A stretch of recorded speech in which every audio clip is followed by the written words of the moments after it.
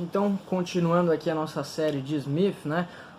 Como sempre, fazendo aquele disclaimer inicial, para você que não sabe, esse vídeo aqui ele está saindo em 3 redes diferentes, na página do Facebook do MBL de Santa Catarina, no canal do YouTube do MBL de Santa Catarina e na minha página do Instagram, que é @batistamBL, certo? Então, caso você esteja assistindo em uma rede, vá lá dar uma olhada na outra, que tem alguns conteúdos interessantes, etc. Então, essa aqui é uma série que eu faço aqui, onde a gente vai destrinchar a maior parte dos conceitos que são apresentados ali no livro, na obra A Riqueza das Nações, do Smith, certo? E no vídeo anterior a gente estava vendo então a variação do salário, né? Como se dava a variação do salário, dos ganhos do capital. E hoje a gente vai então ver a variação dos lucros do capital e posteriormente vai ter mais um vídeo, se eu não me engano, que a gente vai estar falando aí da variação dos lucros do capital e também dos ganhos do capital, que são algumas questões que geram essa desigualdade. E depois a gente vai estar vendo a variação da renda, certo? E aí a gente acaba o primeiro livro de Smith, né? Lembrando que essa obra aqui, A Riqueza das Nações, ela é um compilado de 5 livros. Então, se eu não me engano, provavelmente daqui 2 vídeos a gente está acabando o primeiro livro já, certo? Então, a gente acaba justamente analisando, né, a variação dos 3 componentes do preço das mercadorias, que é a renda da terra, os lucros do capital e os ganhos do capital, certo? Então, o salário, o lucro e a renda, ok? E, enfim, os lucros do capital, eles basicamente funcionam da mesma forma que os ganhos do capital, né? A sua variação ela se dá basicamente da mesma forma, ela obedece claramente à lei da oferta e demanda, que lembrando que aquele gráficozinho, né, ali da teoria neoclássica, ela não tinha sido desenvolvido ainda, né? Então aqui o Smith, lá em 1776, muito antes da teoria neoclássica, já estava instituindo essa lei da oferta e demanda, mesmo sem aquele gráfico, né?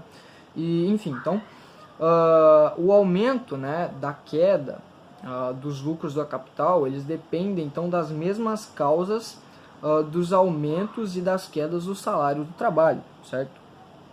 Que obviamente isso vai ser refletido no estado de ascensão ou declínio da sociedade, certo? Então, o aumento do capital que faz os salários aumentar, ela geralmente diminui o lucro e vice-versa, né? Quando tem muitos mercadores, muitos empregadores que se voltam para um setor específico do mercado, existe uma grande competição entre eles, ok? E isso, obviamente, vai diminuir o seu lucro, né? E uma questão importante aqui é que o lucro ele é muito flutuante, né? Ele é muito mais flutuante do que os ganhos do trabalho, ok? Até porque, geralmente, a gente vai tratar isso aqui mais para frente, os ganhos do trabalho, geralmente, eles são regulados por algum tipo de instituição. Já os lucros do trabalho não, né? Eles dependem unicamente da opulência daquele mercado, né? Então, esse lucro ele é muito flutuante e a pessoa que ela desempenha um determinado serviço, ela não vai ser capaz de determinar a média do seu lucro anual, mensal e etc. Até consegue, mas não com uma precisão muito grande, certo? Isso desde 1776, desde o século XVIII, né? Eu falo 1776 porque, para quem não sabe, é o ano que a obra foi publicada. Mas nessa época, mais ou menos até hoje, né, esse lucro ele continua sendo muito flutuante. Então, em uma cidade onde a cidade ela é progressista, né, não progressista no sentido que a gente tem hoje, mas sim numa cidade que ela está num progresso muito grande, que ela está numa opulência muito grande, ela está crescendo, que ela tem muito capital para investir, ela não vai conseguir encontrar o número de trabalhadores que eles desejam para fazer aquele trabalho, né, para empregar. Eles não conseguem encontrar o número de trabalhadores para aquele trabalho em específico, né? Então, ele vai ter uma disputa, né, dos mercadores, dos empregadores entre si, no intuito de conseguir o maior número de trabalhadores, certo? E isso, obviamente, vai fazer os salários do trabalho aumentar e, claramente, vai diminuir os lucros, né? Então, o salário aumenta e os lucros vão diminuir. É sempre essa relação, certo? Quando os lucros aumentam, o salário diminui e vice-versa, né? Já nas partes mais remotas dos países, lembrando que a gente está falando aqui do século XVIII, né?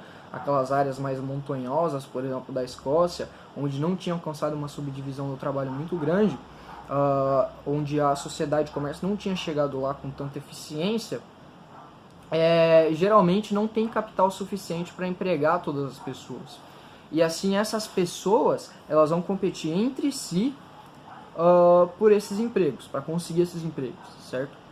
E isso vai fazer o salário do trabalho aumentar, certo? Quer dizer, desculpa, isso vai fazer abaixar os salários do trabalho, os ganhos do trabalho, certo? E os lucros do capital, obviamente, vão aumentar, como eu já disse, essa relação anterior. Então, é basicamente isso, e nos próximos vídeos aí a gente vai estar vendo o que causa essas desigualdades, certo? Dessas variações, né? Dessas variações tanto do lucro do capital quanto dos ganhos do capital, certo? Obrigado para quem achou até aqui e tchau, tchau.